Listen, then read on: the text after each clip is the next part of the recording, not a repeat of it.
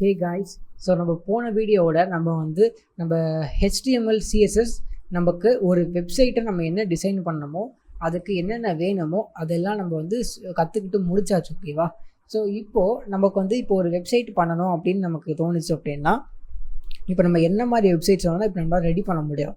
கரெக்டாக? So admin panel பண்ணலாம், front page பண்ணலாம், அந்த மாதிரி நிறையா விஷயங்களை பண்ணலாம். அண்ட் இப்போது இது வரைக்கும் நம்ம கற்றுக்காதது ஜாவாஸ்கிரிப்ட். நம்ம யூஸ் பண்ண பூட்ஸ்ட்ராப்பில் jQueryங்கிறது ஒரு ஜாவாஸ்கிரிப்ட் லைப்ரரி, அதை நம்ம யூஸ் பண்ணோம். பட் அது என்னென்னு நமக்கு தெரியாது. அப்புறம் பேரலக்ஸ் எஃபெக்ட் யூஸ் பண்ணோம், அதுவும் ஜாவாஸ்கிரிப்ட் லைப்ரரி தான். ஸோ அது ஜஸ்ட் ஒரு ஜாவாஸ்கிரிப்ட் விஷயம், அதையும் நம்ம யூஸ் பண்ணோம். பட் அது ஜாவாஸ்கிரிப்ட் நமக்கு என்னென்னே தெரியாது அந்த டைமில். ஸோ இந்த ஜாவாஸ்கிரிப்ட்டுங்கிறது பார்த்திங்கன்னா ஒரு ப்ரோக்ராமிங் லாங்குவேஜ். ஓகேவா?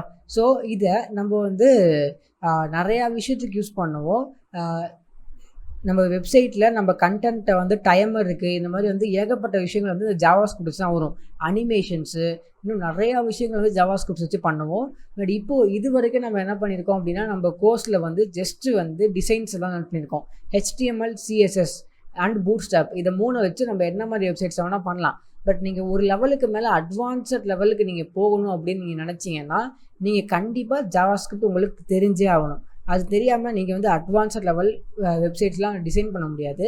அண்ட் முக்கியமாக இப்போ நம்ம பண்ணது எல்லாமே பார்த்தீங்கன்னா இப்போ HTMLஓ இல்லை CSSஓ ஒரு ப்ரோக்ராமிங் லாங்குவேஜ் கிடையாது.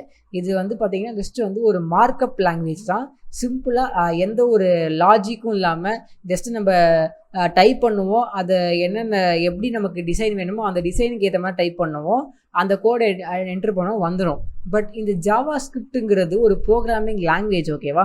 ஸோ இது பார்த்திங்கன்னா ஆட்டோமேஷனுக்கு யூஸ் பண்ணுவாங்க, ஆட்டோமேட்டிக்காக சில விஷயங்களை ஆகிறதுக்கு யூஸ் பண்ணுவாங்க. இது மாதிரி ஆர்டிஃபிஷியல் இன்டெலிஜென்ஸ், இந்த மாதிரி ஜாவாஸ்கிரிப்ட் ஆர்டிஃபிஷியல் இன்டெலிஜென்ஸ் யூஸ் பண்ண மாட்டாங்க. நான் சொல்கிறது ப்ரோக்ராமிங் லாங்குவேஜை ஆர்டிஃபிஷியல் இன்டெலிஜென்ஸ், மிஷின் லேர்னிங், இந்த மாதிரி நிறையா விஷயத்துக்கு இந்த மாதிரி ஒரு ப்ரோக்ராமிங் லாங்குவேஜை யூஸ் பண்ணுவாங்க. ஸோ இந்த ஜாவாஸ்கிரிப்ட்டுங்கிறது ஒரு ப்ரோக்ராமிங் லாங்குவேஜ் தான்.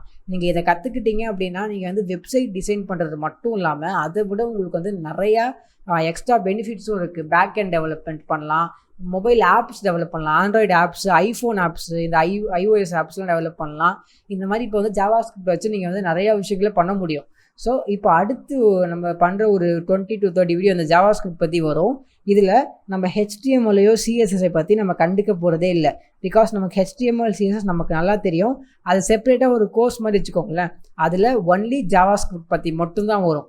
ஜாவாஸ்கிரிப்ட்னா என்ன, அதை எப்படி யூஸ் பண்ணலாம், அதோட பெனிஃபிட்ஸ் என்ன, அதெல்லாம் எப்படி பார்க்கலாம் அப்படின்னு சொல்லிட்டு ஜாவாஸ்கிரிப்ட் பற்றி மட்டுமே ஃபோக்கஸ் பண்ணி வரும். தவிர நான் நிறைய டெம்ப்ளேட்ஸ் சரியாக டிசைன் பண்ணாமல் கூட விட்டுருவேன். பிகாஸ் அது எல்லாமே ஜாவாஸ்கிரிப்டில் பேஸ் பண்ணி வரும். அதுக்கப்புறமா அதை முடிச்சுட்டு வந்த அப்புறம் நம்ம அந்த ஜாவாஸ்கிரிப்டை வச்சு அட்வான்ஸாக சில வெப்சைட்ஸ் ரெடி பண்ணலாம். ஓகேவா? ஸோ இப்போதைக்கு நம்ம அடுத்த வீடியோலேருந்து ஜாவாஸ்கிரிப்டை கற்றுக்க ஆரம்பிக்கலாம்.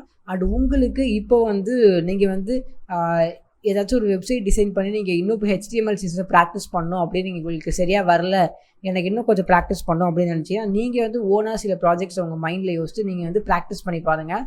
உங்களுக்கு ஒன்ஸ் HTML CSS கரெக்டாக வந்த அப்புறம் நீங்கள் ஜாவாஸ்கிரிப்ட்டுக்கு வந்தீங்க அப்படின்னா உங்களுக்கு ரொம்ப ஈஸியாக இருக்கும். பிகாஸ் ஜாவாஸ்கிரிப்டில் நம்ம ப்ரௌசர் ஓப்பன் பண்ணி எதுவும் பார்க்க போதில்லை, அதில் டிசைன் இருக்காது, டெக்ஸ்ட் இருக்காது, ஒன்றுமே இருக்காது.